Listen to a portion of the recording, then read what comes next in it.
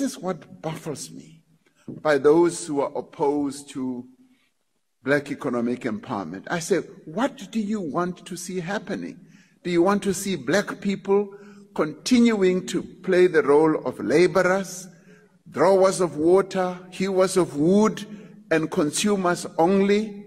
Why can't black people be made to own productive aspects of our economy? Why can't they be rich as well? That is what needs to happen. Because it is when they get to that level. Dr. Mulder, you look at the Afrikaners, the history of your people. If you look at the history of your people, they were held back by the English. And with later days, they were enabled. They became more and more economically empowered.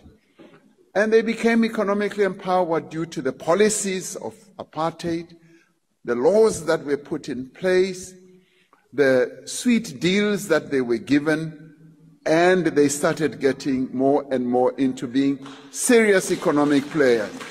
Why can't the same be done for black people? Why? And this baffles me. Really, I don't understand it, because to me that is the normal thing to do. You need, as a nation, to say, this group has been disempowered.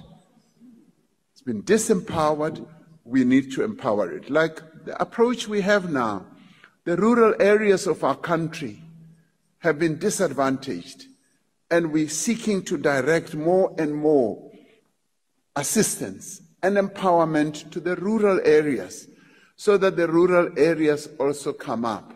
Now, anyone who will tell me that that is wrong, really, I think they must have their heads examined, because that cannot be the case. So, my answer, therefore, is our objective is to spread economic participation broadly.